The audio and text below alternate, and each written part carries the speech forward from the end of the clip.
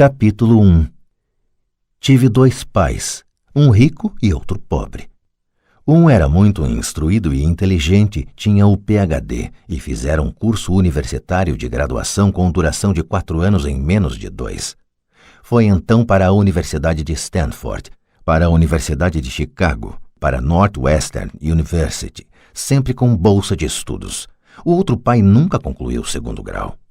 Ambos foram homens bem-sucedidos em suas carreiras e trabalharam arduamente durante toda a vida. Ambos auferiram rendas consideráveis. Contudo, um sempre enfrentou dificuldades financeiras, o outro se tornou o homem mais rico do Havaí. Um morreu deixando milhões de dólares para sua família e para instituições de caridade e para sua igreja. O outro deixou contas a pagar. Ambos eram homens fortes, carismáticos e influentes. Ambos me ofereceram conselhos, mas não aconselharam as mesmas coisas. Ambos acreditavam firmemente na instrução, mas não sugeriram os mesmos estudos. Se eu tivesse tido um único pai, teria tido que aceitar ou rejeitar seus conselhos. Tendo 2, tive a escolha entre pontos de vista contrastantes, a visão de um homem rico e a visão de um homem pobre. Em vez de aceitar ou rejeitar simplesmente um desses pontos de vista, me descobri pensando mais, comparando-os e escolhendo por mim mesmo. O problema é que o homem rico ainda não era rico e o homem pobre ainda não era pobre. Ambos estavam no início de suas carreiras e lutavam por dinheiro e pela família. Mas tinham ideias muito diferentes sobre dinheiro. Por exemplo, um dos pais dizia: o amor ao dinheiro é a raiz de todo mal. O outro: a falta de dinheiro é a raiz de todo mal. Quando garoto, a influência de 2 pais, ambos homens fortes, era uma situação complicada. Eu queria ser um bom filho e ouvia, mas os 2 pais não falavam a mesma língua. O contraste entre suas ideias, especialmente no que se referia ao dinheiro, era tão extremo que eu ficava curioso e intrigado. Comecei a pensar profundamente sobre o que cada um deles dizia. Muito do meu tempo era gasto refletindo, fazendo-me perguntas como por que ele fala isso, a respeito das afirmações dos pais. Teria sido muito mais simples falar, sim, ele está certo, concordo com isso, ou simplesmente rejeitar o ponto de vista dizendo, o velho não sabe do que está falando. Porém, tendo 2 pais que eu amava, fui forçado a pensar e escolher um dos caminhos por mim mesmo. Esse processo de escolher por mim mesmo se mostrou muito valioso no longo prazo. Não se tratou simplesmente da aceitação ou da rejeição de um único ponto de vista. Uma das razões pelas quais os ricos ficam mais ricos, os pobres mais pobres e a classe média luta com as dívidas é que o assunto dinheiro não é ensinado nem em casa nem na escola. Muitos de nós aprendemos sobre dinheiro com nossos pais. O que pode dizer um pai pobre a respeito do dinheiro para seu filho? Ele diz simplesmente, fique na escola e estude muito. O filho pode se formar com ótimas notas, mas com uma programação financeira e uma mentalidade de pessoa pobre. Isso foi aprendido pelo filho em sua tenra idade. O dinheiro não é ensinado nas escolas. As escolas se concentram nas habilidades acadêmicas e profissionais, mas não nas habilidades financeiras. Isso explica por que médicos, gerentes de banco e contadores inteligentes que tiveram ótimas notas quando estudantes terão problemas financeiros durante toda a sua vida. Nossa impressionante dívida nacional se deve, em boa medida, a políticos e funcionários públicos muito instruídos que tomam decisões financeiras com pouco ou nenhum treinamento na área do dinheiro. Muitas vezes penso no novo milênio e imagino o que acontecerá quando houver milhões de pessoas precisando de assistência financeira e médica. Eles se tornarão dependentes do apoio financeiro de suas famílias ou do governo. O que acontecerá quando o Medicare e a Seguridade Social ficarem sem dinheiro? Como uma nação sobreviverá se ensinar sobre dinheiro continuar sendo tarefa dos pais, cuja maioria será ou já é pobre? Como tive 2 pais a me influenciar, aprendi com ambos. Tive que refletir sobre os conselhos de cada um deles e, ao fazê-lo, percebi o poder e o impacto dos nossos pensamentos sobre nossa própria vida. Por exemplo, um pai costumava falar, não dá para comprar isso. O outro proibia o uso dessas palavras, insistia em que eu falasse, o que posso fazer para comprar isso? Num caso temos uma afirmação, no outro uma pergunta. Um deixa você sem alternativa, o outro obriga você a refletir. Meu pai, que logo ficaria rico, explicava que ao falar automaticamente não dá para comprar isso, seu cérebro para de trabalhar. Ao perguntar o que posso fazer para comprar isso, você mantém seu cérebro trabalhando. Ele não estava dizendo que comprasse tudo o que desejasse. Ele incentivava fanaticamente que exercitasse minha mente, o computador mais poderoso do mundo. Meu cérebro fica mais forte a cada dia porque eu o exercito. Quanto mais forte fica, mais dinheiro ganho. Ele acreditava que repetir mecanicamente não dá para comprar isso era um sinal de preguiça mental. Embora ambos os pais trabalhassem com afinco, observei que um deles tinha o hábito de pôr seu cérebro a dormir quando o assunto era dinheiro, e o outro tinha o costume de exercitar seu cérebro. O resultado era que, ao longo do tempo, um dos pais ficava mais forte financeiramente e o outro enfraquecia. Isso não é muito diferente do que ocorre quando uma pessoa faz exercícios físicos regulares enquanto a outra senta no sofá e fica assistindo à televisão. O exercício físico adequado aumenta suas chances de ter boa saúde e o exercício mental adequado aumenta suas chances de ficar rico. A preguiça reduz tanto a saúde quanto a riqueza. Meus dois pais tinham atitudes mentais diferentes. Um acreditava que os ricos deviam pagar mais impostos para atender os menos afortunados. O outro dizia: os impostos punem os que produzem e recompensam os que não produzem. Um dos pais recomendava: estude arduamente para poder trabalhar em uma boa empresa. O outro falava: estude arduamente para poder comprar uma boa empresa. Um dos pais dizia: não sou rico porque tenho filhos. O outro: tenho que ser rico por causa de vocês, meus filhos.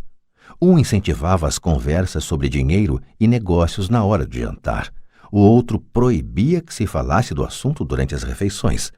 Um dizia: em questões de dinheiro, seja cuidadoso, não se arrisque. O outro: aprenda a administrar o risco. Um recomendava: nossa casa é nosso maior investimento e nosso maior patrimônio. O outro: minha casa é uma dívida e se sua casa for seu maior investimento, você terá problemas. Ambos os pais pagavam suas contas no prazo, mas um deles pagava suas contas em primeiro lugar, enquanto o outro as deixava para a última hora. Um deles acreditava que a empresa ou o governo deveria cuidar de você e de suas necessidades. Estava sempre preocupado com aumentos salariais, planos de aposentadoria, benefícios médicos, licenças de saúde, férias e outros benefícios. Ele ficava impressionado com 2 de seus tios que foram para o exército e se aposentaram com vários benefícios após 20 anos de serviço ativo. Ele adorava a ideia de assistência médica e serviços de reembolso de alimentos que os militares ofereciam a seus aposentados. Ele também se empolgava com as cátedras vitalícias do sistema universitário. A ideia de estabilidade no emprego e benefícios trabalhistas lhe parecia às vezes mais importante do que o próprio emprego. Dizia frequentemente: trabalhei muito para o governo, mereço essas mordomias. O outro pai acreditava na total autossuficiência financeira. Ele sempre se manifestava contra a mentalidade dos direitos e falava que isso estava criando pessoas fracas e financeiramente necessitadas. Ele dava muita ênfase à competência financeira. Um dos pais lutava para poupar alguns poucos dólares. O outro simplesmente criava investimentos. Um pai me ensinou a escrever um currículo impressionante para que eu pudesse encontrar um bom emprego. O outro me ensinou a fazer sólidos planos financeiros e de negócios, de modo que eu pudesse criar empregos. Ter 2 pais fortes me proporcionou o luxo de observar o impacto de diferentes formas de pensar sobre a própria vida. Observei que as pessoas moldam suas vidas por meio de seus pensamentos. Por exemplo, meu pai pobre sempre me dizia: nunca vou ficar rico, e isso acabou acontecendo. Meu pai rico, por outro lado, sempre se referia a si próprio como sendo rico. Ele dizia coisas como: sou um homem rico e pessoas ricas não fazem isto. Mesmo que estivesse totalmente quebrado após um revés financeiro, ele continuava a se considerar um homem rico. Ele se justificava dizendo: há uma diferença entre ser pobre e estar quebrado. Estar quebrado é algo temporário, ser pobre é algo eterno.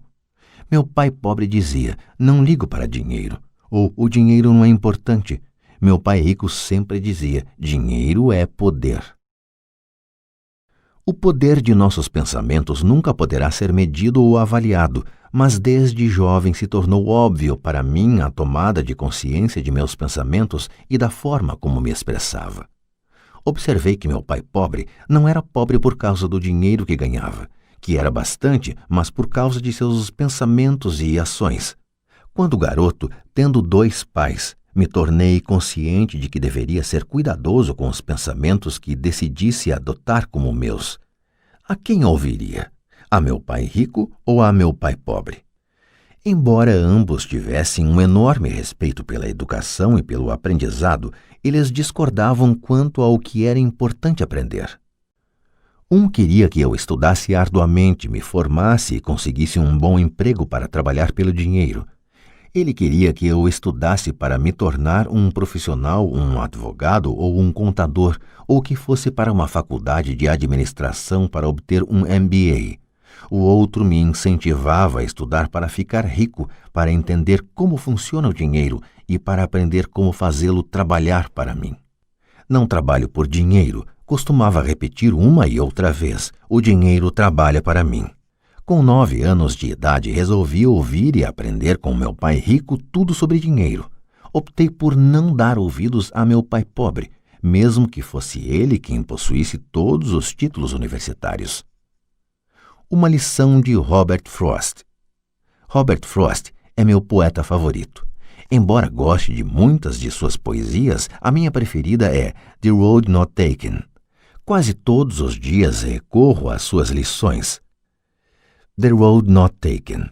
O caminho não escolhido. Num bosque amarelo, 2 caminhos se separavam, e lamentando não poder seguir os 2, e sendo apenas um viajante, fiquei muito tempo parado, e olhei para um deles tão distante quanto pude, até onde se perdia na mata. Então segui o outro, como sendo mais merecedor, e tendo talvez melhor direito, porque coberto de mato e querendo uso, embora os que por lá passaram os tenham realmente percorrido de igual forma, e ambos ficaram essa manhã com folhas que passo nenhum pisou. Guardei o primeiro para outro dia, embora sabendo como um caminho leva para longe, duvidasse que algum dia voltasse novamente. Direi isto suspirando: em algum lugar, daqui a muito e muito tempo, 2 caminhos se separaram em um bosque e eu escolhi o menos percorrido. E isso fez toda a diferença. Robert Frost, 1916. E isso fez toda a diferença. No correr dos anos, pensei muitas vezes no poema de Robert Frost.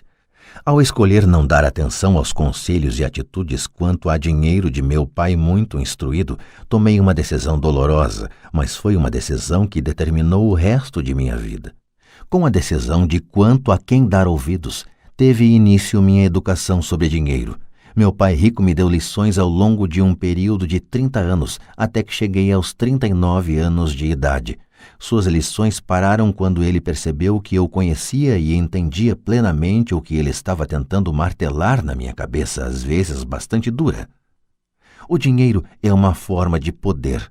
Mais poderosa ainda, entretanto, é a instrução financeira.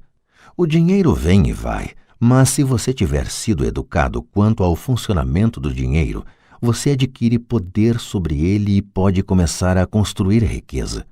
O motivo pelo qual o simples pensamento positivo não funciona é porque a maioria das pessoas foi à escola e nunca aprendeu como o dinheiro funciona, e assim passam suas vidas trabalhando pelo dinheiro. Como comecei com apenas 9 anos, as lições que meu pai rico me ensinou foram simples. E quando tudo foi dito e tudo foi feito, encontramos apenas 6 lições, repetidas ao longo de 30 anos. Este livro trata dessas 6 lições, expostas da maneira mais simples possível, da forma como meu pai rico as passou para mim. Estas lições não pretendem ser respostas e sim marcos. marcos que ajudarão você e seus filhos a enriquecerem, não importa o que aconteça em um mundo de crescente mudança e incerteza. Lição 1. Os ricos não trabalham pelo dinheiro. Lição 2. Para que a alfabetização financeira? Lição 3. Cuide de seus negócios. Lição 4. A história dos impostos e o poder da sociedade anônima. Lição 5. Os ricos inventam dinheiro. Lição 6. Trabalhe para aprender, não trabalhe pelo dinheiro. Capítulo 2. Lição 1. Os ricos não trabalham pelo dinheiro. Pai, como é que a gente fica rico? Meu pai largou o jornal. Por que você quer ficar rico, filho? Porque a mãe do Jimmy chegou hoje num Cadillac novo e eles iam passar o fim de semana na praia. Ele chamou 3 amiguinhos, mas o Mike e eu não fomos convidados. Eles disseram que não chamavam a gente porque eram os garotos pobres. Falaram isso mesmo? Perguntou meu pai incrédulo. Falaram mesmo, respondi magoado. Meu pai balançou a cabeça em silêncio, ajeitou os óculos e voltou para a leitura do jornal. Fiquei esperando a resposta. Era o ano de 1956. Eu tinha 9 anos.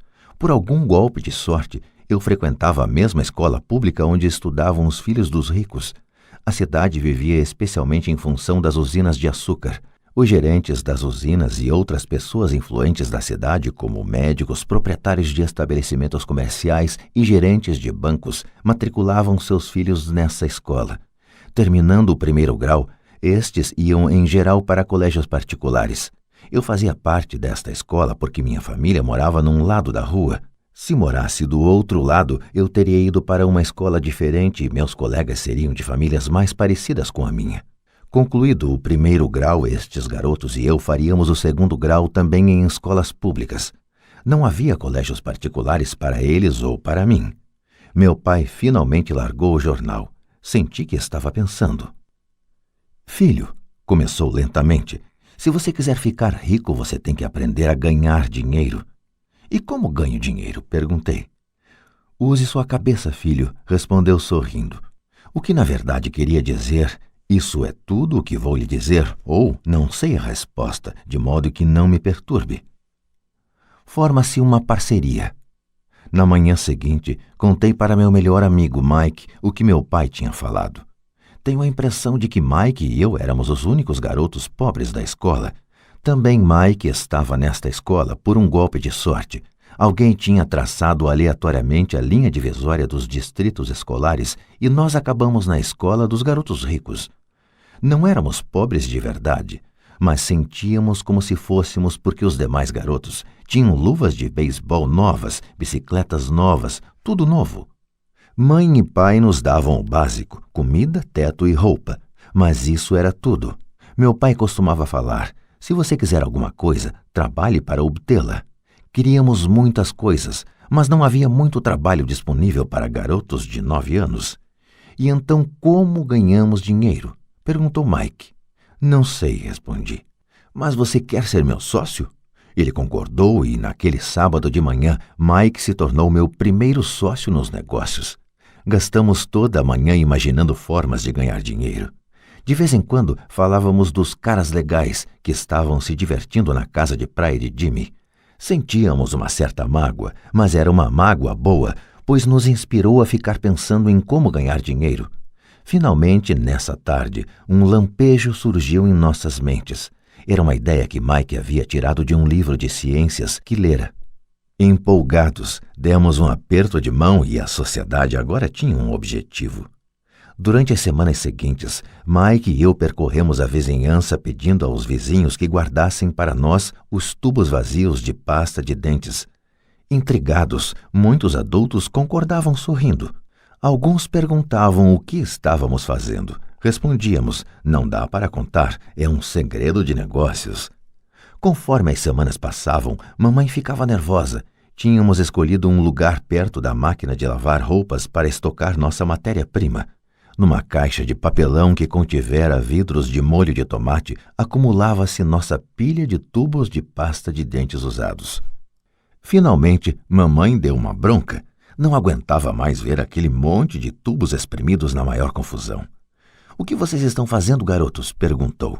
E não me venham novamente com a desculpa de que é um segredo de negócios. Deem um jeito nessa bagunça ou jogo tudo fora.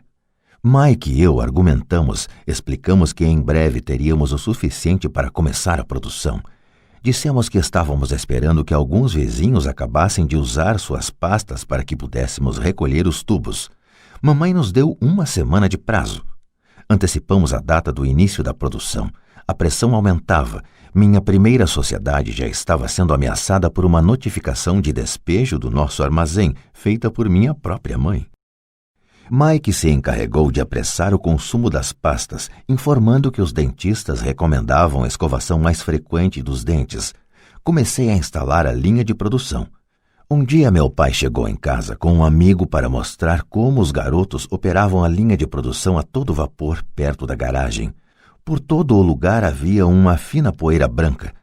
Numa mesa comprida se alinhavam embalagens de leite trazidas da escola e no forno japonês da família as brasas do carvão brilhavam gerando o máximo de calor. Papai caminhava com cuidado. O carro fora estacionado próximo ao portão da rua porque a linha de produção estava na frente da porta da garagem.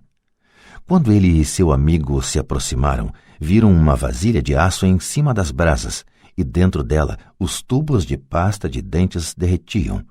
Naquela época, não havia tubos de pasta de dentes de plástico, eles eram de chumbo.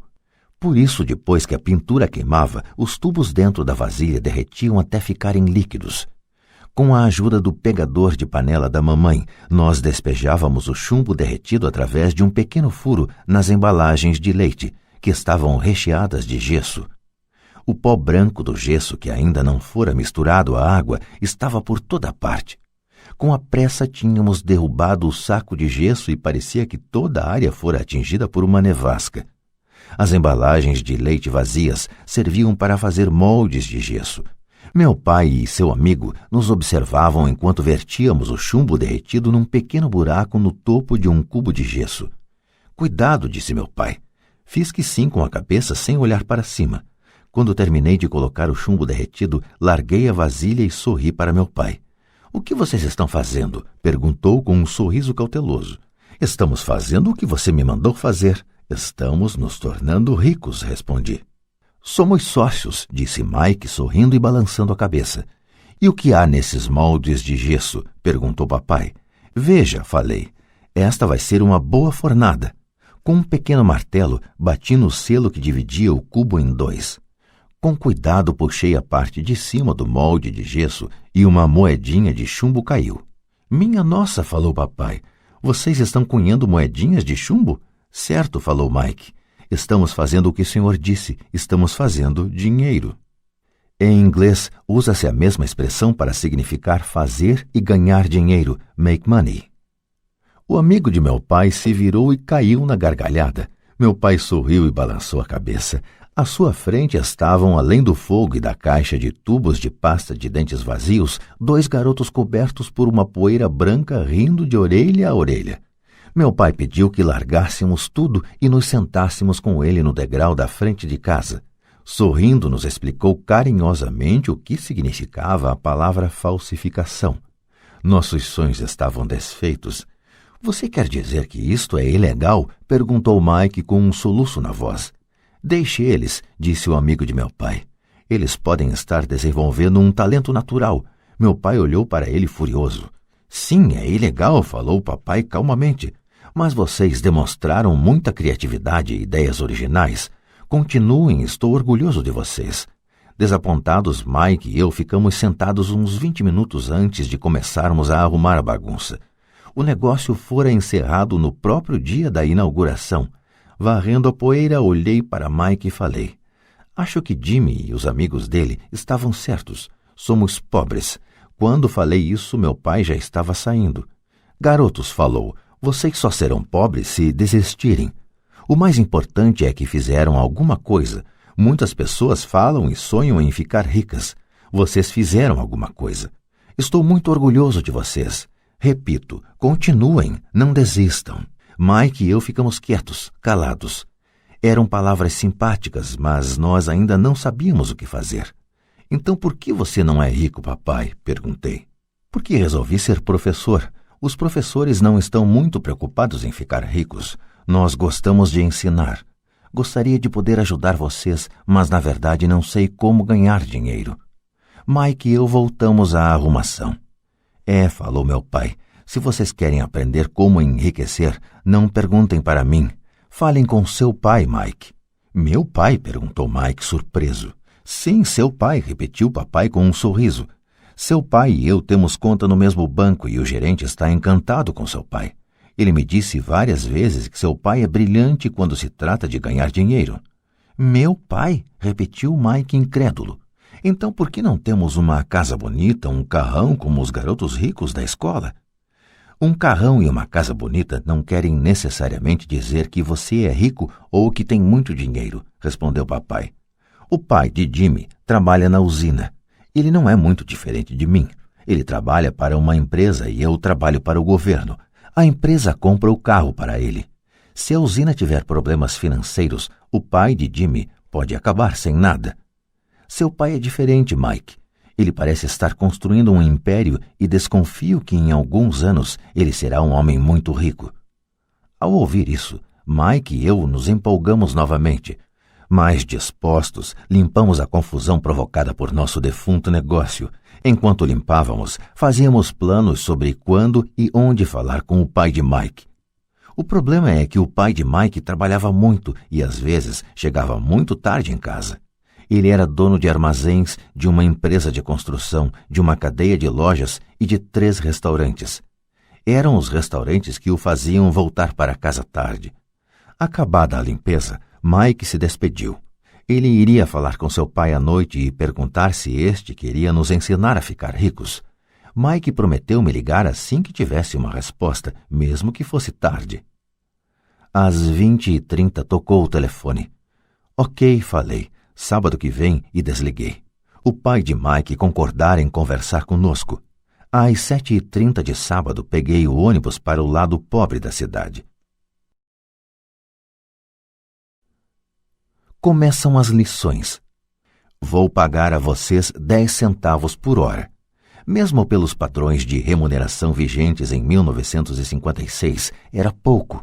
Michael e eu encontramos seu pai às 8 daquela manhã. Ele estava ocupado e trabalhando há mais de 1 hora. Seu supervisor de construções já estava saindo na caminhonete quando entrei naquele lar simples, pequeno, arrumado. Mike me esperava na porta. Papai está no telefone e ele falou para esperar na varanda dos fundos, disse Mike ao abrir a porta. O antigo assoalho de madeira chiou quando passei pela soleira da velha casa.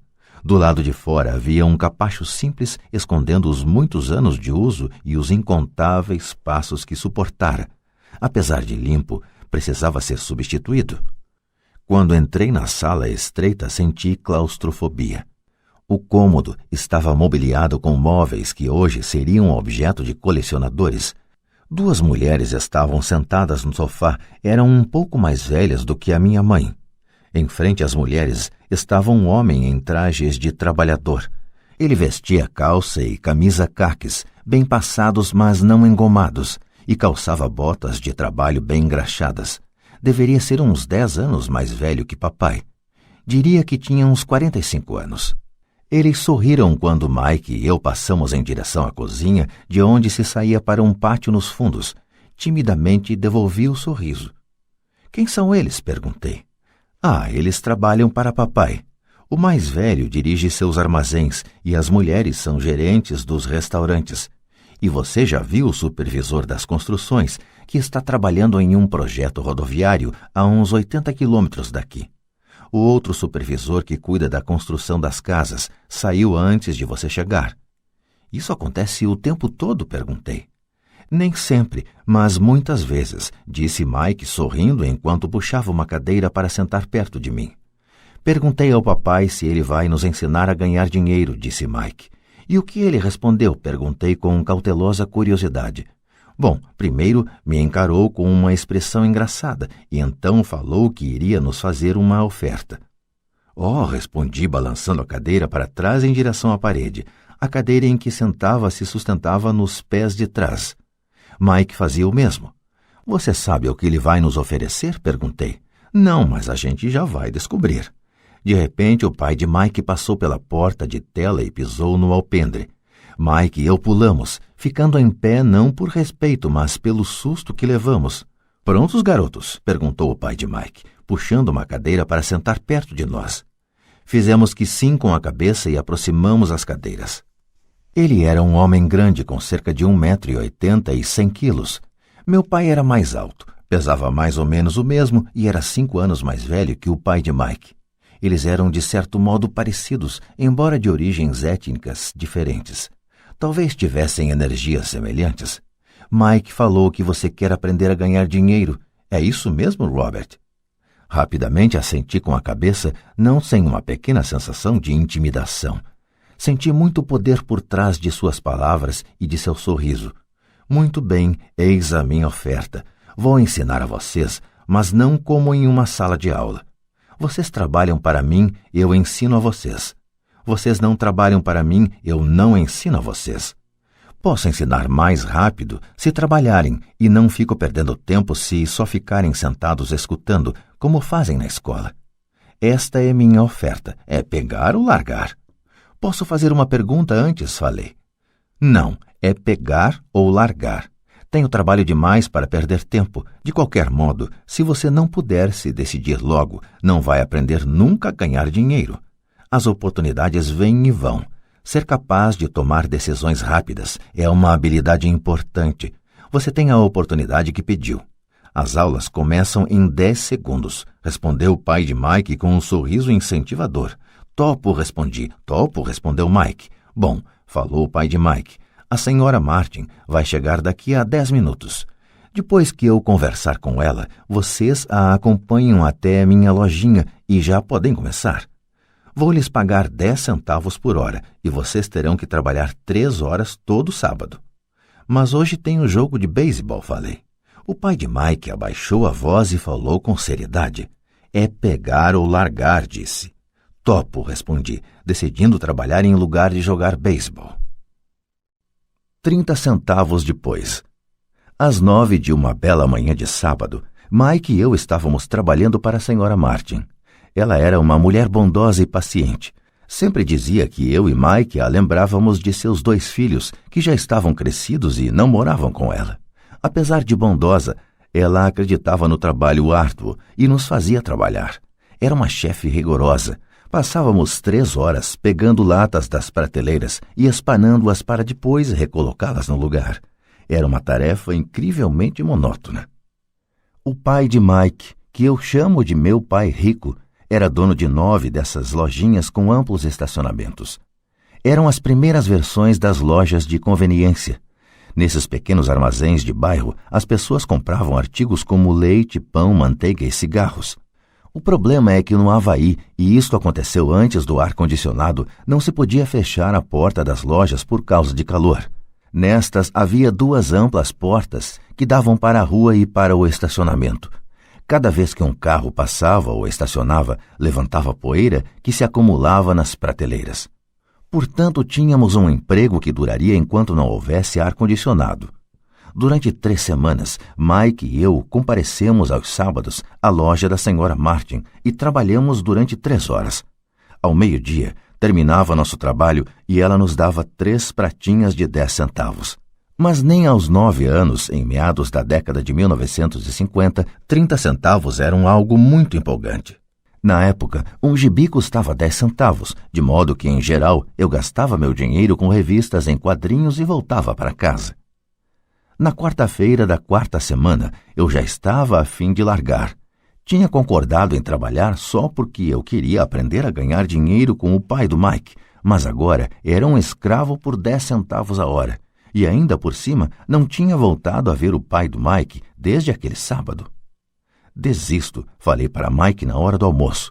O almoço da escola era horrível. A escola era monótona e agora já nem podia esperar pelos sábados. Mas o que estava me perturbando eram os 30 centavos. Desta vez Mike sorriu. De que é que você está rindo? Perguntei zangado e frustrado.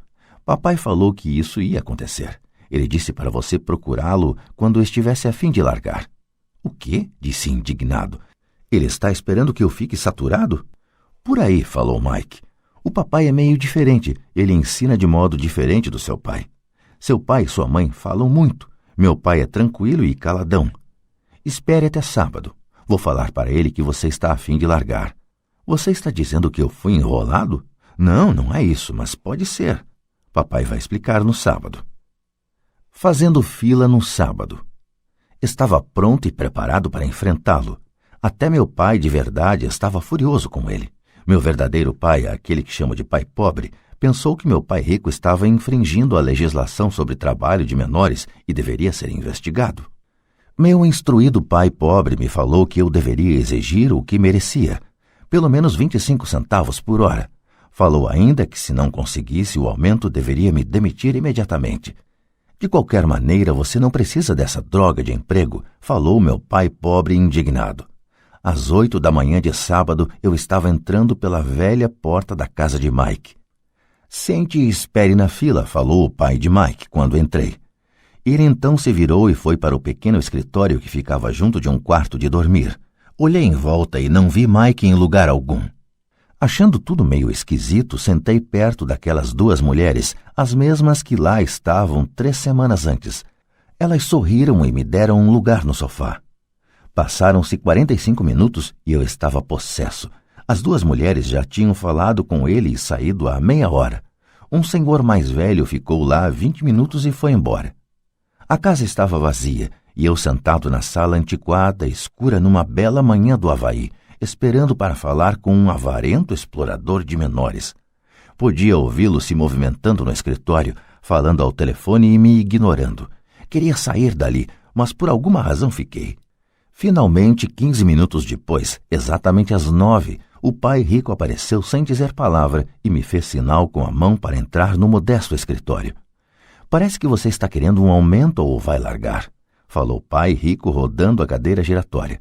Bem, o senhor não está cumprindo sua parte do acordo. Falei quase em prantos.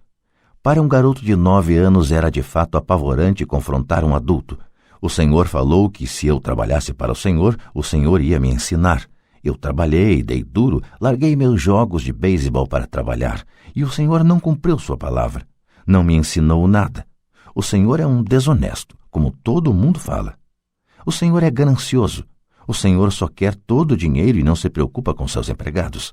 O senhor me deixou esperando e não me respeita. Eu sou apenas um garoto e mereço ser tratado melhor. De sua cadeira giratória, as mãos no queixo, o pai rico me fitava. Parecia que estava me estudando. Nada mal, falou. Em menos de 1 mês você já se parece com a maioria dos meus empregados. O quê? Exclamei. Como não entendia o que ele estava falando, continuei reclamando. Pensei que o senhor ia cumprir sua parte do acordo e me ensinar. Em lugar disso, o senhor quer me torturar? Isso é cruel, muito cruel. Estou lhe ensinando, falou calmamente o pai rico. O que o senhor me ensinou? Nada, repliquei furioso. Nem falou comigo depois que eu aceitei trabalhar por uma merreca, 10 centavos por hora. Eu devia denunciar o senhor ao governo. Existem leis sobre o trabalho infantil, o senhor sabe disso. Meu pai trabalha para o governo. Uau, disse pai rico. Agora você parece com a maioria das pessoas que trabalharam para mim, pessoas que eu mandei embora ou que se demitiram. O que o senhor tem a me dizer? Questionei, sentindo-me muito corajoso para um moleque. O senhor mentiu para mim. Trabalhei e o senhor não manteve sua palavra. Não me ensinou nada. E como você sabe que não lhe ensinei nada? Perguntou calmamente pai rico. Bom, o senhor nunca falou comigo. Trabalhei 3 semanas e o senhor não me ensinou nada, disse com cara de zangado. Ensinar quer dizer falar ou dar uma aula? Perguntou o pai rico. Sim, lógico, respondi. É assim que a escola ensina, ele disse sorrindo. Mas não é assim que a vida ensina você, e eu diria que a vida é o melhor dos mestres. Na maioria das vezes a vida não fala com você. É mais como se ela lhe desse um empurrão. Cada empurrão é a vida dizendo, acorde, quero que aprenda alguma coisa. Do que este cara está falando? Pensei com meus botões. A vida me empurrando era a vida falando comigo? Agora tinha certeza que deveria largar o emprego. Eu estava falando com alguém que não regulava bem. Se você aprender as lições da vida, você vai se dar bem. Senão, a vida vai continuar dando trancos em você. Alguns apenas deixam a vida continuar batendo neles. Outros ficam zangados e batem de volta. mas eles batem no patrão ou no emprego, no marido ou na mulher. Eles não sabem que é a vida que está batendo. Eu não tinha a menor ideia do que ele estava falando. A vida bate em todos nós. Alguns desistem, outros lutam. Alguns aprendem a lição e seguem em frente. Eles recebem satisfeitos os trancos da vida. Para estes, isto quer dizer que precisam e querem aprender alguma coisa. Eles aprendem e prosseguem em frente. A maioria desiste e uns poucos, como você, lutam. Pai Rico ficou em pé e fechou a velha janela de madeira que precisava de conserto. Continuou: se você aprender esta lição, você se tornará um jovem sábio, rico e feliz. Se você não aprender, passará a vida culpando um emprego, um baixo salário ou seu chefe pelos seus problemas. Passará sua vida esperando por um golpe de sorte que resolva seus problemas de dinheiro. Pai Rico olhou para mim a fim de verificar se eu ainda estava ouvindo. Seus olhos encontraram os meus. Estabeleceu-se uma comunicação entre nossos olhares. Finalmente me afastei ao perceber que tinha assimilado esta última mensagem. Sabia que ele estava certo. Eu o estava culpando e eu tinha pedido para aprender. Eu estava lutando. Pai Rico continuou: se for o tipo de pessoa que não tem garra, desistirá toda vez que a vida bater em você. Se for uma pessoa assim, passará sua vida buscando segurança, fazendo as coisas certas, esperando por algo que nunca vai acontecer. E então morrerá como um velho rabugento. Terá um monte de amigos que gostam de você, porque é um cara trabalhador. Você passa a vida na rotina fazendo as coisas certas, mas a verdade é que a vida o leva à submissão. No fundo, você tem pavor de se arriscar. Queria, na verdade, vencer, mas o medo de perder é maior do que o entusiasmo da vitória. No íntimo, só você saberá que não foi atrás disso. Você escolheu a segurança. Nossos olhos voltaram a se encontrar. Por 10 segundos, ficamos nos encarando e só depois que a mensagem foi recebida, nossos olhos se afastaram. O senhor estava me empurrando? Perguntei. Algumas pessoas achariam isso. Sorriu Pai Rico. Eu diria que apenas lhe mostrei o gostinho da vida. Que gostinho da vida? Respondi ainda zangado, mas agora curioso. Pronto até para aprender. Vocês 2 garotos foram as primeiras pessoas na vida que me pediram para lhes ensinar a ganhar dinheiro. Tenho mais de 150 empregados e nenhum deles me perguntou o que eu sei sobre dinheiro. Eles me pedem um emprego e um salário, mas nunca que lhes ensine sobre dinheiro. De modo que a maioria deles passará os melhores anos de suas vidas trabalhando pelo dinheiro, sem entender realmente para que é que eles estão trabalhando. Eu estava ouvindo atentamente. Assim, quando Mike falou que você queria aprender como ganhar dinheiro, resolvi planejar um curso que se aproximasse da vida real. Eu poderia falar horas, mas você não escutaria nada. Portanto, resolvi deixar que a vida batesse um pouco em você para que pudesse me escutar. É por isso que só pago 10 centavos. E qual é a lição que aprendi trabalhando por 10 centavos a hora? Perguntei. Que você é mesquinho e explora seus empregados? Pai Rico se inclinou para trás e soltou uma gargalhada. Finalmente, quando parou de rir, falou: é melhor que você mude seu ponto de vista. Pare de culpar-me pensando que eu sou o problema. Se você pensa que eu sou o problema, então terá que me modificar. Se perceber que você é o problema, então poderá modificar a si mesmo, aprender alguma coisa e tornar-se mais sábio. A maioria das pessoas quer que todos no mundo mudem, menos elas próprias. Mas eu lhe digo, é mais fácil mudar a si próprio que a todos os demais. Não entendo, falei. Não me culpe por seus problemas, falou Pai Rico dando sinais de impaciência. Mas o senhor só me paga 10 centavos. E então o que você está aprendendo? Perguntou Pai Rico com um sorriso. Que o senhor é mesquinho, respondi com uma risadinha. Está vendo, você acha que eu sou o problema, retrucou Pai Rico. Mas o senhor é? Bem, continue assim e você não aprenderá nada. Pense que sou o problema, então quais são suas escolhas? Bem, se o senhor não me pagar mais ou não me respeitar mais e me ensinar, eu largo tudo. Muito bem, disse Pai Rico. E isso é exatamente o que faz a maioria das pessoas. Elas se demitem e começam a procurar outro emprego, uma oportunidade melhor e um salário mais alto, pensando que um novo emprego ou um salário mais alto resolverão o problema. Não é o que acontece na maioria dos casos. Então, o que resolve o problema? Perguntei. Pegar esses miseráveis 10 centavos por hora e sorrir? Pai Rico sorriu. Isso é o que fazem as outras pessoas. Apenas aceitam o pagamento sabendo que eles e suas famílias lutarão com dificuldades financeiras. Mas é tudo o que fazem, esperando um aumento na ilusão de que mais dinheiro resolverá o problema. A maioria se conforma e alguns procuram um segundo emprego, trabalhando mais, mas continuam aceitando um contra-cheque ínfimo. Fiquei olhando para o chão, começando a entender a lição que Pai Rico estava apresentando. Podia sentir que tinha um gosto de vida. Finalmente olhei para cima e repeti a pergunta. Então, o que é que resolve o problema? Isto, disse ele, dando-me um ligeiro tapinha na cabeça. Essa coisa que está entre suas orelhas. Foi nesse momento que Pai Rico me mostrou o ponto de vista central que o separava de seus empregados e de meu pai pobre, e que mais tarde o levou a tornar-se um dos homens mais ricos do Havaí, enquanto meu pai, muito instruído, mas pobre, lutou com problemas financeiros durante toda a sua vida. Era um ponto de vista singular que faz toda a diferença durante uma vida inteira. Pai Rico repetia de vez em quando esse ponto de vista que eu chamo a lição 1. Os pobres e a classe média trabalham pelo dinheiro, os ricos fazem o dinheiro trabalhar para eles. Naquela bela manhã de sábado, eu estava aprendendo um ponto de vista diferente daquele que meu pai pobre me ensinara. Aos 9 anos de idade, eu percebia que ambos os pais queriam que eu aprendesse. Ambos me incentivavam a estudar, mas não as mesmas coisas. Meu pai, muito instruído, recomendava que fizesse o que ele fizera.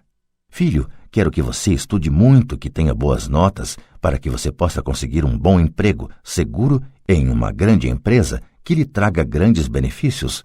Meu pai rico queria que eu aprendesse como funciona o dinheiro para que eu pudesse colocá-lo a trabalhar para mim. Essas lições eu aprenderia ao longo da vida, sob sua orientação e não na sala de aula. Meu pai rico continuou a primeira lição. Fico contente em ver que você se enfureceu por trabalhar por 10 centavos a hora. Se não tivesse se zangado e tivesse aceitado isso satisfeito, teria que lhe dizer que não poderia ensinar nada. Veja, aprender de verdade exige energia, paixão e um desejo ardente. A raiva é uma grande parte desta fórmula, pois a paixão é uma combinação de raiva e amor. No caso do dinheiro, a maioria das pessoas prefere não arriscar e se sentir seguras, ou seja, não são conduzidas pela paixão, são conduzidas pelo medo. É por isso que elas aceitam um emprego com salário baixo? Perguntei. Sim, respondeu Pai Rico. Algumas pessoas dizem que eu exploro os empregados porque não pago tanto quanto a usina de açúcar ou o governo. Eu digo que as pessoas se exploram a elas mesmas. O medo é delas, não meu. Mas o senhor não acha que deveria pagar mais para elas? Indaguei. Não tenho que fazê-lo. E, além disso, mais dinheiro não vai resolver o problema. Veja seu pai. Ele ganha bastante dinheiro e ainda assim não dá conta das despesas.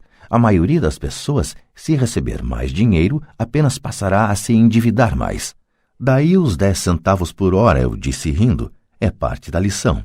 Certo, sorriu Pai Rico. Você vê, seu pai estudou muito de modo que conseguiu um salário alto, mas ele ainda tem problemas financeiros porque nunca aprendeu nada sobre dinheiro na escola. E ainda por cima, ele acredita em trabalhar pelo dinheiro. E o senhor não acredita? Perguntei. Não, de verdade não, disse Pai Rico. Se você quiser aprender a trabalhar pelo dinheiro, então fique na escola. É um bom lugar para aprender isso. Mas se você quer aprender como fazer o dinheiro trabalhar para você, então vou lhe ensinar como fazer. Mas só se você quiser aprender. E todo mundo não quer aprender isso? Indaguei. Não, respondeu Pai Rico, simplesmente porque é mais fácil aprender a trabalhar pelo dinheiro, em especial se o medo é a principal emoção quando se trata de discutir dinheiro. Não estou entendendo, retruquei, franzindo as sobrancelhas. Não se preocupe com isso por enquanto. Saiba apenas que é o medo que faz a maioria das pessoas trabalhar num emprego. O medo de não pagar as contas, o medo de ser mandado embora, o medo de não ter dinheiro suficiente, o medo de começar de novo. Esse é o preço de aprender uma profissão ou habilidade e então trabalhar pelo dinheiro. A maioria das pessoas se torna escrava do dinheiro e fica zangada com o patrão. Aprender a pôr o dinheiro a trabalhar para a gente é um tipo de estudo totalmente diferente? Perguntei. Sem dúvida, respondeu Pai Rico. Ficamos sentados em silêncio contemplando a bela manhã. Meus amigos deviam estar começando seu jogo de beisebol infantil, e por alguma razão, agora eu estava feliz de ter decidido trabalhar por 10 centavos a hora. Sentia que estava a ponto de aprender alguma coisa que meus colegas não aprenderiam na escola. Pronto para aprender? Perguntou Pai Rico. Sem dúvida, respondi com um risinho. Estou cumprindo minha promessa. Estive ensinando a você de longe, falou Pai Rico. Aos 9 anos de idade, você teve um gostinho do que é trabalhar pelo dinheiro. Multiplique seu mês passado por 15 anos e você terá uma ideia do que muitas pessoas passam a vida fazendo. Não entendo, falei. Como você se sentiu esperando na fila para falar comigo? Uma vez para ser contratado e outra para pedir um aumento. Péssimo, disse. Quando se opta por trabalhar pelo dinheiro, essa é a vida que levam muitas pessoas, disse Pai Rico. E como se sentiu quando a senhora Martin pôs na sua mão 30 centavos por 3 horas de trabalho? Achei que não era suficiente, parecia que não valia nada.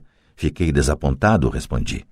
É assim que a maioria dos empregados se sente quando recebe seus contra-cheques, especialmente com todos os descontos de impostos e outros itens. Pelo menos você recebeu 100%. O senhor está dizendo que a maioria dos empregados não recebe tudo? Perguntei espantado. Claro que não, disse Pai Rico. O governo sempre tira sua parte antes. E como é que ele faz? Perguntei. Impostos, disse Pai Rico. Você paga impostos quando ganha. Você paga impostos quando gasta. Você paga impostos quando poupa. Você paga impostos quando morre. Por que é que as pessoas deixam que o governo faça isso com elas? Os ricos não deixam, disse Pai Rico com um sorriso. Os pobres e a classe média deixam. Aposto que ganho mais que seu pai e, contudo, ele paga mais impostos. E como pode ser? Perguntei. Aos 9 anos de idade, isso não fazia sentido para mim. Por que alguém deixaria o governo fazer isso com ele? Pai Rico ficou sentado em silêncio. Acho que ele queria que eu ouvisse em lugar de ficar falando besteira. Finalmente me acalmei. Não tinha gostado do que ouvira. Sabia que meu pai vivia reclamando dos impostos que pagava, mas na verdade não tomava nenhuma atitude quanto a isso. A vida estaria batendo nele? Pai Rico se balançava em sua cadeira tranquilamente enquanto olhava para mim. Pronto para aprender? Perguntou. Fiz que sim com a cabeça lentamente. Como já falei, há muito a aprender. E aprender como se faz o dinheiro trabalhar para a gente é estudo para uma vida inteira. A maioria das pessoas fica 4 anos numa faculdade e aí termina os estudos. Eu sei que meu estudo sobre o dinheiro vai continuar por toda a minha vida, simplesmente porque quanto mais sei, mais descubro que tenho que aprender ainda. As pessoas em geral nunca estudam um assunto. Trabalha-se, recebe-se o salário, conferem-se os canhotos do talão de cheques e isso é tudo. E ainda se espantam porque têm problemas de dinheiro. Então pensam que mais dinheiro vai resolver a situação. Poucos percebem que lhes falta instrução financeira. Então papai tem dificuldade com os impostos porque ele não entende de dinheiro? Perguntei confuso. Olha, disse Pai Rico, os impostos são apenas uma pequena parte do aprendizado para fazer o dinheiro trabalhar para você. Hoje eu só queria descobrir se você ainda tem a paixão de aprender sobre dinheiro. A maioria das pessoas não tem. Elas querem ir para a escola, aprender uma profissão, divertir-se no trabalho e ganhar rios de dinheiro. Um dia acordam com sérios problemas financeiros e então não podem parar de trabalhar. Esse é o preço de só saber como trabalhar pelo dinheiro em lugar de estudar para saber como pôr o dinheiro a trabalhar para você. E então, você continua apaixonado por aprender? Perguntou Pai Rico. Acenei afirmativamente com a cabeça. Bom, disse Pai Rico. Agora de volta ao trabalho. Desta vez não vou lhe pagar nada. O que? Perguntei espantado. Você ouviu, nada. Trabalhará as mesmas 3 horas no sábado, mas desta vez não receberá os 10 centavos por hora. Você disse que queria aprender a não trabalhar pelo dinheiro. Sendo assim, não vou pagar nada. Eu não podia acreditar no que estava ouvindo. Já conversei sobre isso com Mike. Ele já está trabalhando, tirando a poeira e arrumando as latas para mim. Melhor você se apressar e correr para lá. Não é justo, gritei. O senhor tem que pagar alguma coisa. Você disse que queria aprender. Se não aprender isso agora, será como aquelas 2 mulheres e o homem que estavam sentados na minha sala. trabalham pelo dinheiro e esperam que eu não os mande embora. Ou como seu pai, ganhando rios de dinheiro apenas para ficar endividado até o pescoço e esperando que mais dinheiro resolva o problema. Se for isso o que você quer, então volte para aqueles 10 centavos a hora. Ou você pode ainda fazer aquilo que muitas pessoas acabam fazendo, reclamar que o salário não é suficiente, demitir-se e procurar outro emprego. Que é que eu faço? Perguntei. Pai Rico deu um tapinha em minha cabeça. Use isto, falou. Se você usar bem, logo estará me agradecendo por ter lhe dado uma oportunidade de se tornar um homem rico.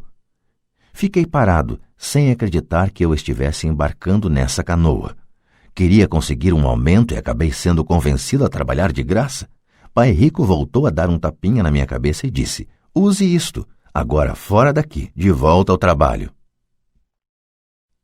Lição 1. Os ricos não trabalham pelo dinheiro. Não contei para meu pai pobre que não estava mais sendo pago. Ele não teria entendido e eu não queria tentar explicar algo que eu próprio ainda não estava entendendo. Durante 3 semanas, Mike e eu trabalhamos 3 horas todo sábado sem ganhar nada. O trabalho não me preocupava e a rotina se tornou mais fácil.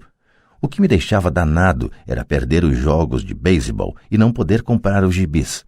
Na 3ª semana, por volta do meio-dia, apareceu o Pai Rico. Ouvimos seu caminhão chegar ao estacionamento e fazer um barulhão quando o motor foi desligado. Ele entrou na loja e cumprimentou a senhora Martin com um abraço.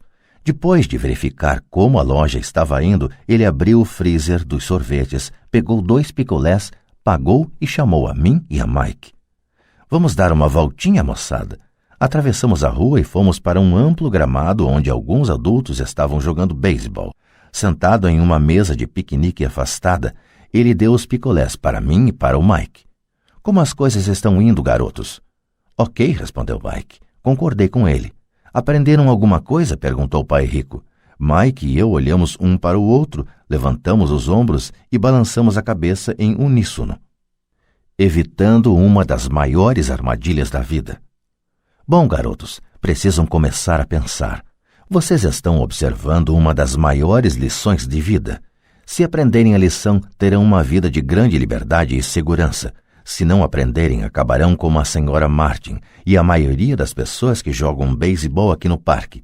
Elas trabalham muito por um salário baixo, agarrando-se à ilusão da segurança no emprego, esperando pelas 3 semanas de férias anuais e pela reduzida aposentadoria depois de 45 anos de trabalho.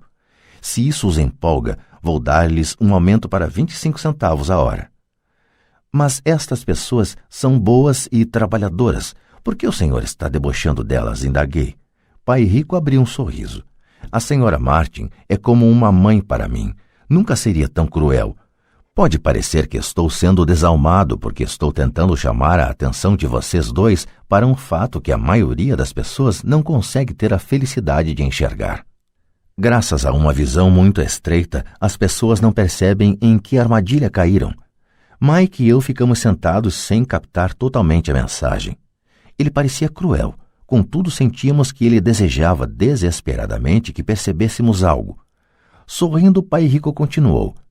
Não estão gostando desses 25 centavos a hora? O coração de vocês não bate um pouquinho mais rápido? Fiz um não com a cabeça, mas na realidade meu coração batia mais rápido. Para mim, 25 centavos a hora representava uma fortuna. Ok, vou pagar $1 a hora. Prosseguiu o Pai Rico com um sorriso malicioso. Agora meu coração acelerou de verdade. Meu cérebro gritava, topa, topa. Eu não podia acreditar no que estava ouvindo. Ainda assim fiquei calado. Ok, $2 a hora. Meu pequeno cérebro e meu pequeno coração de 9 anos quase explodiram.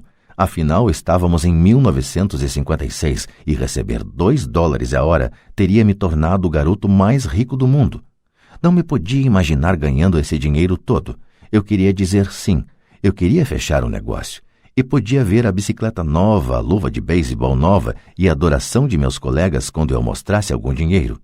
E ainda por cima, Jimmy e seus amigos ricos nunca poderiam voltar a me chamar de pobre, mas consegui me manter em silêncio. Quem sabe tivesse torrado os miolos e queimado um fusível, mas no fundo do coração eu queria loucamente esses $2 a hora. O sorvete estava se derretendo e escorregando pela minha mão. As formigas se deliciavam com a pasta melada de baunilha e chocolate. Pai Rico olhava para dois garotos que o olhavam de volta embasbacados. Ele sabia que estava nos testando e ele sabia que parte de nossas emoções queria topar a parada. Sabia que todo ser humano tem uma parte fraca e necessitada de suas almas que pode ser comprada. E sabia que todo ser humano também tinha uma parte da alma que era forte e que jamais se deixaria comprar. A questão era saber qual prevaleceria. Ele tinha testado milhares de almas ao longo de sua vida. Ele testava almas toda vez que entrevistava um candidato a emprego. Ok, $5 a hora. De repente fez-se um silêncio dentro de mim. Alguma coisa tinha mudado. A oferta era grande demais e se tornara ridícula. Nem muitos adultos ganhavam $5 por hora em 1956. A tentação se esvaiu e a calma se instalou. Lentamente me virei para a esquerda para olhar Mike. Ele devolveu meu olhar. A parte de minha alma que era fraca e necessitada estava silenciada. A parte que não se vendia estava à frente. Então uma calma e uma certeza sobre o dinheiro invadiram meu cérebro e minha alma. Sabia que Mike também chegara a esse ponto. Muito bem, disse Pai Rico suavemente. A maioria das pessoas tem um preço. E tem um preço por causa de duas emoções humanas, o medo e a ambição. Primeiro, o medo de não ter dinheiro as leva a trabalhar arduamente, e quando recebem o contra-cheque, a ambição ou o desejo as leva a pensar nas coisas maravilhosas que podem ser compradas. Então se define o padrão. Que padrão? Perguntei. Acordar, ir para o trabalho, pagar contas, acordar, ir para o trabalho, pagar contas. Suas vidas, então, são conduzidas sempre por duas emoções, medo e ambição. Ofereça-lhes mais dinheiro e elas continuarão o ciclo, aumentando também as despesas. É isso que chamo de corrida dos ratos. E há outro jeito? Perguntou Mike. Sim, disse Pai Rico, mas poucas pessoas o descobrem. E qual é esse jeito? Perguntou Mike. É o que espero que vocês descubram enquanto trabalham e estudam comigo. É por isso que acabei com todas as formas de pagamento. Alguma dica? Perguntou Mike. Estamos um pouco cansados de trabalhar muito, especialmente sem receber. Bem, o primeiro passo é falar a verdade, disse Pai Rico. Nós não mentimos, falei. Não disse que estavam mentindo, disse para falar a verdade, retrucou Pai Rico. A verdade sobre o quê? Perguntei. Sobre como estão se sentindo, respondeu Pai Rico. Vocês não precisam falar para mais ninguém, só para vocês mesmos. O senhor está dizendo que as pessoas que estão no parque, as pessoas que trabalham para o senhor, a senhora Martin, não fazem isso? Perguntei. Duvido, disse Pai Rico. Elas têm medo de ficar sem dinheiro. Em lugar de enfrentar o medo, elas reagem em vez de pensar. Elas reagem emocionalmente em lugar de usar suas cabeças, disse Pai Rico batendo nas nossas cabeças. Então elas se veem com alguns dólares na mão e novamente as emoções da alegria e do desejo e da ambição se apossam delas e novamente reagem em vez de pensar. São suas emoções que pensam por elas, falou Mike. Certo, falou Pai Rico. Em vez de falar a verdade sobre como se sentem, elas reagem a seus sentimentos e não pensam. Elas sentem o medo, vão para o trabalho esperando que o trabalho acalme esse medo, mas não é isso que acontece. Esse medo antigo as assombra, e elas voltam ao trabalho esperando novamente que o dinheiro acalme seu medo, e novamente nada. O medo as leva a essa armadilha de trabalhar, ganhar dinheiro, trabalhar, ganhar dinheiro, esperando que o medo vá embora. Mas a cada dia elas acordam e o velho medo acorda com elas. Para milhões de pessoas, esse velho medo as mantém acordadas de noite, perturbando-as com ansiedade e preocupação, de modo que se levantam e vão para o trabalho esperando que o contra-cheque mate esse medo que lhes rói a alma. O dinheiro conduz suas vidas e elas se recusam a aceitar essa verdade. O dinheiro controla suas emoções e, consequentemente, suas almas.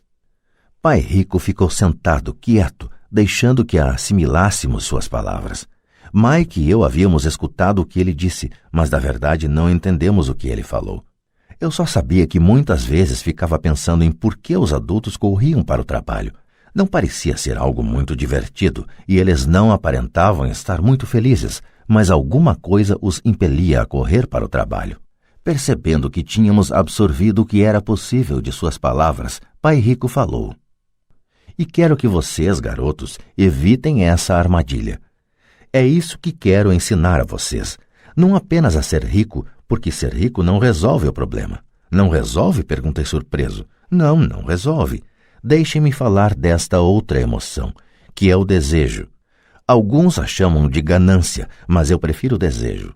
É perfeitamente normal querer coisas melhores, mais bonitas, mais divertidas ou empolgantes. Portanto, as pessoas também trabalham por dinheiro por causa do desejo. Elas desejam o dinheiro pela alegria que acreditam o dinheiro pode comprar. Mas a alegria que o dinheiro traz muitas vezes tem curta duração, e é preciso mais dinheiro para adquirir mais alegria, mais satisfação, mais conforto, mais segurança. Assim continua-se trabalhando, pensando que o dinheiro um dia acalmará suas almas perturbadas pelo medo e pelo desejo. Mas o dinheiro não pode fazer isso. "Mesmo para as pessoas ricas?" perguntou Mike. "Incluindo os ricos", respondeu Pai Rico. "De fato, a razão pela qual muitas pessoas são ricas não é o desejo, mas o medo. Elas pensam que o dinheiro pode acabar com seu medo de ficar sem dinheiro, de serem pobres, de modo que acumulam fortunas para descobrir que o medo fica pior. Agora elas receiam perdê-lo. Tenho amigos que continuam trabalhando mesmo quando já têm muito.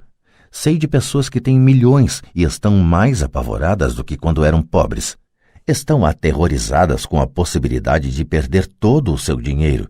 Os medos que as levaram a se tornarem ricas ficam maiores. Essa parte fraca e necessitada de suas almas, na verdade, grita ainda mais forte. Não querem perder suas mansões, seus carros, a vida de luxo que o dinheiro pode comprar. Preocupam-se com o que seus amigos dirão se perderem todo o seu dinheiro. Muitos estão emocionalmente desesperados e neuróticos, embora pareçam ricos e tenham grandes fortunas. "Então a pessoa pobre é mais feliz?" perguntei. Não acho", replicou o Pai Rico. "Evitar o dinheiro é tão neurótico quanto ser apegado ao dinheiro." Como se isso tivesse sido uma deixa, o mendigo da cidade passou perto de nossa mesa, parou junto ao cesto de lixo e começou a vasculhar. Nós três observamos com grande interesse. Talvez antes o tivéssemos ignorado. Pai Rico tirou da carteira uma nota de $1 e fez um gesto para o velho. Este, ao ver o dinheiro, se aproximou imediatamente, pegou a nota, agradeceu profusamente e saiu encantado com sua boa sorte. "Ele não é muito diferente da maioria dos meus empregados", disse Pai Rico. "Já encontrei tanta gente que fala: não estou interessado no dinheiro. Contudo, eles trabalham 8 horas por dia nos seus empregos. Isso é uma negação da verdade. Se não estão interessados no dinheiro, então por que é que trabalham?" Esse tipo de pensamento é possivelmente mais neurótico do que o de uma pessoa que junta dinheiro. Enquanto eu estava ali sentado, ouvindo meu pai rico, minha mente recordava as inúmeras vezes em que meu próprio pai dizia: "Não estou interessado no dinheiro." Ele falava isso frequentemente. Também se justificava dizendo sempre: "Trabalho porque gosto do que faço." "Então o que temos que fazer?" perguntei. "Não trabalhar pelo dinheiro até perder todos os resquícios de medo e ganância?"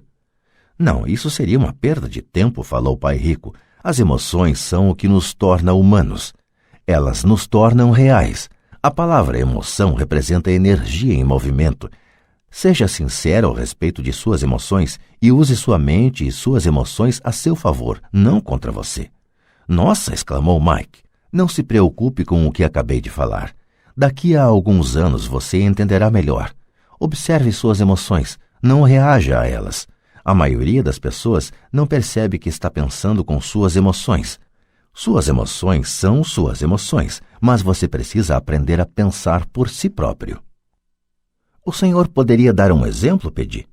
"Lógico", retrucou o pai rico. "Quando uma pessoa fala, preciso procurar um emprego, o mais provável é que esteja pensando com uma emoção. O medo de não ter dinheiro é que gera esse pensamento. Mas as pessoas precisam de dinheiro se têm contas a pagar", falei. "Sem dúvida", disse pai rico sorrindo.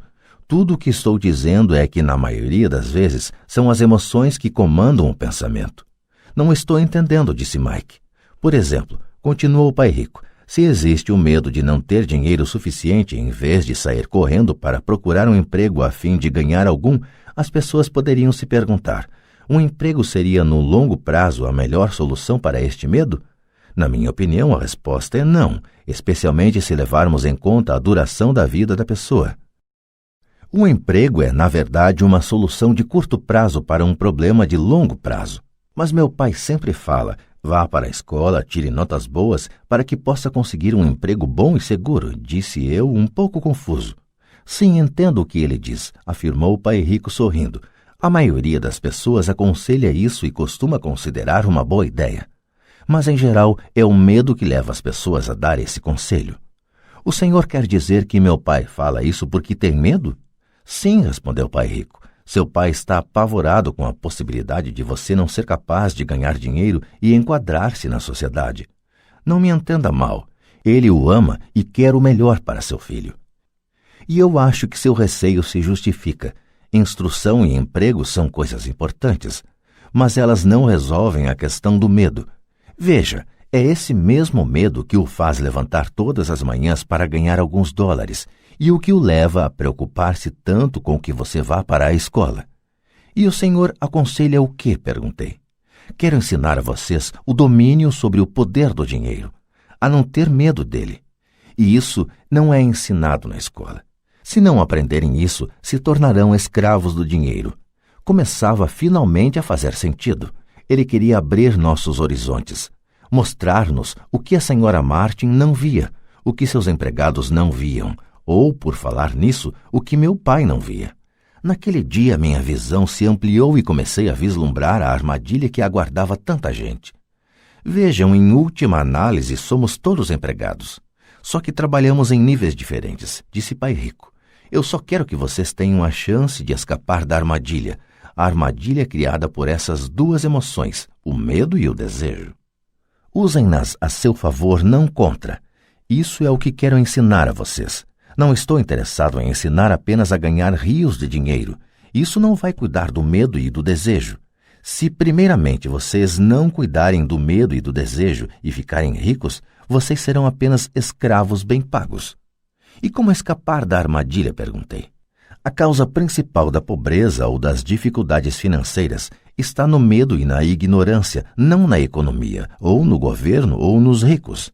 É o medo que instalamos em nós mesmos e a ignorância que mantém as pessoas presas na armadilha. Então vocês, garotos, vão para a escola e se formem. Eu lhes ensinarei como não cair na armadilha. As peças do quebra-cabeça começavam a se encaixar. Meu pai instruído tinha ótima formação e uma ótima carreira, mas a escola nunca lhe tinha dito como lidar com o dinheiro ou com seus medos. Tornava-se claro que eu poderia aprender coisas diferentes e importantes com dois pais. O senhor está falando do medo de não ter dinheiro. Como o desejo por dinheiro afeta nosso pensamento? Perguntou Mike. Como você se sentiu quando eu tentei com um aumento no pagamento? Você notou que seu desejo crescia? Balançamos a cabeça afirmativamente. Ao não ceder às suas emoções, vocês foram capazes de adiar suas reações e pensar. Isso é o mais importante. Sempre sentiremos emoções de medo e ambição. Daqui para frente, o mais importante será que vocês usem essas emoções a seu favor e a longo prazo e não apenas deixem que elas os conduzam e controlem seus pensamentos.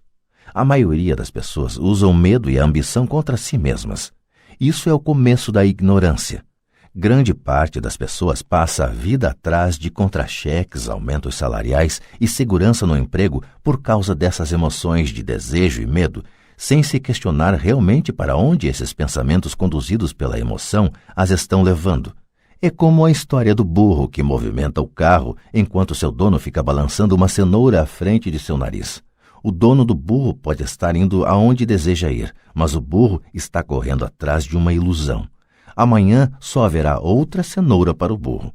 O senhor quer dizer que no momento em que eu imaginei a nova luva de beisebol, os doces e os brinquedos, isso era como a cenoura para o burro? Perguntou Mike. Isso mesmo. E quando você crescer, os brinquedos serão mais caros. Um carro novo, uma lancha e uma casa grande para impressionar seus amigos, disse pai rico com um sorriso. O medo empurra para fora da porta e o desejo o atrai. fazendo com que vocês vão de encontro ao rochedo. Esta é a armadilha. E qual é a resposta? Perguntou Mike. O que aumenta o medo e o desejo é a ignorância. É por isso que as pessoas ricas com muito dinheiro muitas vezes têm mais medo à medida que ficam mais ricas. O dinheiro é a cenoura, a ilusão. Se o burro pudesse entender todo o contexto, ele poderia pensar 2 vezes antes de sair correndo atrás da cenoura. Pai Rico passou a explicar que a vida humana é uma luta entre a ignorância e o esclarecimento. Explicou que ao deixarmos de buscar informação e conhecimento sobre nós mesmos, instala-se a ignorância. A luta é uma decisão feita momento a momento, de aprender a abrir ou fechar a própria mente. Veja, a escola é muito, muito importante. Vocês vão à escola para aprender uma habilidade ou uma profissão e poder se tornar um membro útil da sociedade. Cada cultura necessita de professores, médicos, artistas, cozinheiros, homens de negócios, policiais, bombeiros, soldados. A escola os treina de modo que nossa cultura possa florescer, disse Pai Rico. Infelizmente, para muita gente, a escola é o fim e não o início. Fez-se um longo silêncio. Pai Rico sorria. Não entendi tudo o que ele disse naquele dia, mas como ocorre com a maioria dos grandes mestres cujas palavras continuam repercutindo por muitos anos, muitas vezes, até depois que se foram, suas palavras estão comigo até hoje. Hoje me mostrei um pouco cruel, disse Pai Rico. Cruel por um motivo. Queria que vocês sempre se lembrassem desta conversa. Quero que pensem sempre na senhora Martin. Quero que pensem sempre no burro. Não esqueçam nunca porque as 2 emoções, medo e desejo, podem levá-los à maior armadilha da vida, se não tiverem consciência de que elas estão controlando seu pensamento. Passar a vida com medo, não explorando jamais seus sonhos, é cruel. Trabalhar arduamente por dinheiro, pensando que este comprará aquilo que lhes trará felicidade, é também cruel. Acordar no meio da noite apavorado com as contas a pagar é uma forma de vida horrível. Viver uma vida determinada pelo montante de seu contra-cheque não é realmente viver. Pensar que um emprego os fará sentir-se seguros é mentir para vocês mesmos. É cruel e é a armadilha que quero que evitem, se possível. Vi como o dinheiro conduz a vida das pessoas. Não deixem que isso aconteça com vocês. Por favor, não deixem o dinheiro dominar suas vidas. Uma bola de beisebol rolou para nossa mesa. Pai Rico a pegou e a lançou de volta. O que a ignorância tem a ver com a ambição e o medo? Perguntei. É a ignorância sobre o dinheiro que causa tanta ambição e tanto medo, disse Pai Rico. Vou dar alguns exemplos. Um médico querendo mais dinheiro para sustentar melhor sua família aumenta o preço de suas consultas. Isso prejudica principalmente os mais pobres, de modo que estes têm saúde pior do que aqueles que têm dinheiro. E continuou. Como os médicos aumentam suas consultas, os advogados também aumentam sua remuneração. Como a remuneração dos advogados aumentou, os professores querem um aumento, o que provoca um aumento dos impostos e assim por diante. Logo, logo, a disparidade entre ricos e pobres será tão grande que surgirá o caos e outra civilização entrará em colapso. As grandes civilizações entraram em colapso porque a distância entre os que têm e os que não têm era grande demais. Os Estados Unidos estão seguindo o mesmo caminho, provando mais uma vez que a história se repete, porque não aprendemos com ela. Só decoramos mecanicamente datas e nomes e não a lição. E os preços não aumentam? Perguntei. Não numa sociedade instruída, com um bom governo. Os preços, na verdade, deveriam cair. Naturalmente, isso às vezes só é verdadeiro na teoria. Os preços sobem devido ao medo e à ambição gerados pela ignorância. Se as escolas ensinassem as pessoas sobre o dinheiro, haveria mais dinheiro e preços mais baixos, mas as escolas estão preocupadas em ensinar as pessoas a trabalhar pelo dinheiro e não a controlar o poder do dinheiro. Mas não existem faculdades de administração? Perguntou Mike. O senhor não está incentivando que eu vá fazer meu mestrado em uma faculdade de administração? Sim, falou Pai Rico. Mas na maioria das vezes as faculdades de administração treinam empregados que são profissionais sofisticados. Que os céus não permitam que um contador domine uma empresa. Tudo o que eles fazem é olhar para os números, demitir gente e aniquilar o negócio. Sei disso porque contrato contadores. Tudo o que eles pensam é cortar custos e aumentar preços. o que causa mais problemas. A contabilidade é importante. Gostaria que mais gente a conhecesse, mas ao mesmo tempo ela não mostra tudo, acrescentou o pai rico furioso. Há uma solução? Perguntou Mike. Sim, disse pai rico. Aprenda a usar suas emoções para pensar e não pensar com suas emoções. Quando vocês, garotos, dominaram suas emoções, concordando em trabalhar de graça para mim, eu sabia que havia esperança. Quando novamente vocês resistiram às suas emoções quando os tentei com mais dinheiro, vocês estavam novamente aprendendo a pensar em vez de se renderem às emoções. Este é o primeiro passo. Por que esse primeiro passo é tão importante? Perguntei. Isso vocês terão de descobrir. Quero que vocês aprendam. Vou levá-los pelo caminho dos espinhos. É um lugar que quase todos evitam. Vou levá-los a esse lugar aonde a maioria das pessoas tem medo de ir. Se forem comigo, abandonarão a ideia de trabalhar por dinheiro e aprenderão a fazer o dinheiro trabalhar para vocês. E o que recebemos se formos com o Senhor? O que acontecerá se concordarmos em aprender com o Senhor? O que obteremos? Perguntei. O mesmo que irmão Coelho obteve, disse pai rico, libertação da boneca de piche. Referências a personagens de uma conhecida história infantil passada no sul dos Estados Unidos, Uncle Remus, 1881, de Joel C. Harris. Com base nela, Disney criou em 1946 o filme A Canção do Sul. A boneca de piche é usada pela raposa como isca para pegar e livrar-se de seu inimigo, o coelho. Há um caminho de espinhos? Perguntei. Sim, assentiu pai rico. O caminho de espinhos é nosso medo e nossa ambição. A saída está em pôr de lado o medo e confrontar nossa ambição, nossas fraquezas, nossa carência. E a saída também está na mente, na escolha de nossos pensamentos. Escolher nossos pensamentos? Perguntou Mike intrigado. Sim, escolher o que pensamos em lugar de reagir a nossas emoções, em lugar de levantar da cama e ir para o trabalho para resolver os problemas, porque estamos assombrados pelo medo de não ter dinheiro para pagar nossas contas. O pensamento o levaria a dedicar tempo a colocar-se a si mesmo a pergunta: trabalhar com mais afinco seria a melhor solução para este problema? A maioria das pessoas está tão apavorada por não encarar a verdade, o medo está controlando-as, que não pode pensar e assim corre para sair de casa. A boneca de piche está no controle. Isto é o que quero dizer quando falo em escolher os pensamentos. E como fazemos isso? Perguntou Mike. Isso é o que vou ensinar a vocês. Vou lhes ensinar como escolher seus pensamentos, em lugar de reagir apavorados tomando o café da manhã afobadamente e disparando porta fora. Lembrem-se do que disse antes, um emprego é apenas uma solução de curto prazo para um problema de longo prazo. A maioria das pessoas só tem um problema em mente e é de curto prazo. São as contas do fim do mês, a boneca de piche. O dinheiro passa a conduzir suas vidas, ou melhor dizendo, o medo e a ignorância em relação ao dinheiro. Da mesma forma que faziam seus pais, elas acordam toda manhã e vão trabalhar por dinheiro. Não tem tempo de se perguntar se há outra maneira. Suas emoções estão no controle do seu pensamento, não a razão. O Senhor pode distinguir o pensar com as emoções do pensar com a cabeça? Perguntou Mike. Sim, eu ouço isso o tempo todo, respondeu o pai rico. Ouço coisas como, bem, todo mundo tem que trabalhar, ou os ricos são desonestos, ou vou procurar outro emprego, mereço esse aumento, eles não vão me passar para trás. Ou gosto deste emprego porque ele é seguro. Em lugar de perguntas como o que é que eu estou perdendo aqui, o que interromperia o pensamento emocional e daria tempo de pensar com clareza. Devo admitir que estava recebendo uma grande lição. Saber quando alguém estava falando a partir de suas emoções ou de um pensamento claro. Era uma lição que me prestou bons serviços a vida toda, especialmente quando era eu que estava falando a partir de uma reação e não de um pensamento claro. Enquanto caminhávamos de volta à loja, pai rico explicou que os ricos realmente faziam dinheiro.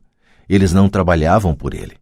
Ele continuou explicando que quando Mike e eu estávamos cunhando pratinhas de 5 centavos com o chumbo, pensando que estávamos fazendo dinheiro, nós estávamos pensando quase como os ricos.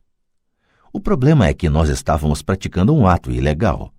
Era legal quando o governo e os bancos faziam isso, mas não quando nós o fazíamos. Ele explicou que havia formas legais de fazer dinheiro e formas ilegais. Pai Rico continuou explicando que os ricos sabiam que o dinheiro era uma ilusão, como a cenoura para o burro. É em virtude do medo e da ambição que milhões de pessoas aceitam a ilusão de que o dinheiro é real. O dinheiro é uma ficção. Somente a ilusão de confiança e a ignorância das massas permitem que o castelo de cartas fique em pé. De fato, disse ele, de várias maneiras a cenoura do burro é mais valiosa do que o dinheiro. Ele falou do padrão ouro que vigorava nos Estados Unidos e que, na verdade, cada nota de dólar era um certificado de prata. O que o preocupava é que algum dia o país pudesse abandonar o padrão ouro e os dólares deixassem de ser certificado de prata. O que aconteceria, garotos, seria uma grande confusão. Os pobres, a classe média e os ignorantes teriam suas vidas arruinadas simplesmente porque continuariam acreditando que o dinheiro é real e que a empresa para a qual trabalham ou o governo cuidaria deles. Naquele dia não entendemos do que ele estava falando, mas com o correr dos anos isso passou a fazer cada vez mais sentido. Vendo o que os outros não veem. Ao entrar em sua caminhonete, no estacionamento da pequena loja de conveniência, ele disse: "Continuem trabalhando, garotos, mas quanto mais cedo vocês se esquecerem de que precisam de um contra-cheque, mais fácil se tornará a sua vida adulta. Continuem usando seu cérebro, trabalhem de graça e logo sua mente lhes mostrará formas de ganhar muito mais dinheiro do que eu poderia lhes pagar. Vocês verão o que outras pessoas nunca percebem. Oportunidades que estão à frente de seu nariz. A maioria jamais enxerga essas oportunidades porque estão atrás de dinheiro e segurança, e é isso que elas recebem. No momento em que vislumbrarem uma oportunidade, vocês a reconhecerão pelo resto de suas vidas. Quando conseguirem isso, vou lhes ensinar outra coisa. Aprendam essa lição e evitarão uma das maiores armadilhas da vida. Vocês não tocarão, nunca, jamais, nessa boneca de peixe. A boneca de peixe da história é totalmente pegajosa, daí a dificuldade de se livrar dela e dos problemas que ela provoca. Mike e eu pegamos nossas coisas na loja e nos despedimos da senhora Martin. Voltamos ao parque, ao mesmo banco da área de piquenique, e passamos várias horas pensando e conversando. Passamos a semana seguinte na escola, pensando e conversando. Durante outras 2 semanas, pensamos, conversamos e trabalhamos de graça. No fim do segundo sábado, estava eu outra vez me despedindo da senhora Martin e atirando um olhar sonhador para a estante das revistas em quadrinhos. O duro de não ganhar nem mesmo 30 centavos aos sábados era que eu não tinha dinheiro para comprar gibis. De repente, enquanto a senhora Martin se despedia de Mike e de mim, vi que ela estava fazendo algo que eu nunca a vira fazer antes. Ou melhor, vira, mas nunca prestara atenção. A senhora Martin estava arrancando a metade superior da capa do gibi. Ela guardava essa metade e jogava numa caixa de papelão o resto da revistinha. Quando perguntei o que estava fazendo com as revistinhas, ela falou: "Estou jogando fora. Devolvo a parte de cima da capa para o distribuidor das revistas, que me dá um crédito quando traz os novos gibis. Ele vai chegar daqui a 1 hora. Mike e eu esperamos 1 hora. Quando ele chegou, perguntei se podíamos ficar com os gibis velhos. Ele respondeu: "Vocês podem ficar se vocês trabalharem nesta loja e não os revenderem." Nossa parceria ressuscitou. A mãe de Mike tinha um quarto vazio no porão da casa. Nós o limpamos e começamos a empilhar ali centenas de gibis. Em pouco tempo, nossa biblioteca de gibis estava aberta ao público. Contratamos a irmã caçula de Mike, que adorava estudar para ser bibliotecária. Ela cobrava de cada criança um ingresso de 10 centavos e a biblioteca permanecia aberta depois das aulas, das 14h30 às 16h30, todos os dias. Os frequentadores, as crianças da vizinhança, podiam ler quantos gibis conseguissem nessas 2 horas. Era uma pechincha, pois cada gibi custava 10 centavos e podiam-se ler 5 ou 6 nessas 2 horas. A irmã de Mike controlava a saída da garotada para assegurar-se de que ninguém estivesse levando uma revista emprestada. Ela também controlava os livros, registrava quantas crianças compareciam diariamente, quem eram elas e os comentários que faziam. Recebia $1 por semana e deixávamos que lesse de graça quantos gibis desejasse, o que ela fazia raramente porque estava sempre estudando. Mike e eu mantivemos o acordo de trabalhar todo sábado na loja e arrecadávamos os gibis descartados. Mantivemos nosso acordo com o distribuidor, pois não revendíamos nenhum gibi. Quando eles ficavam muito rasgados, os queimávamos. Tentamos abrir uma filial, mas nunca encontramos alguém tão dedicado e confiável quanto a irmã do Mike para cuidar dela. Nessa idade precoce, descobrimos como era difícil conseguir bons funcionários. 3 meses depois da inauguração da biblioteca, houve uma briga na sala. Alguns garotos de outro bairro a invadiram e começaram a confusão. O pai de Mike sugeriu que fechássemos o negócio. Nossa biblioteca deixou de existir e paramos de trabalhar aos sábados na loja de conveniência. De qualquer forma, Pai Rico estava entusiasmado e queria nos ensinar mais. Ele estava feliz porque tivemos muito êxito na primeira lição. Aprendemos a fazer o dinheiro trabalhar para nós. Como não tínhamos recebido pagamento pelo trabalho na loja, forçamos nossa imaginação identificando uma oportunidade de ganhar dinheiro. Ao começar nosso próprio negócio, a biblioteca de gibis, estávamos controlando nossas próprias finanças e não dependendo de um empregador. A melhor parte é que nosso negócio rendia dinheiro para nós, mesmo que nós não estivéssemos fisicamente presentes. Nosso dinheiro trabalhava para nós. Em lugar de nos pagar em dinheiro, Pai Rico tinha nos dado muito mais.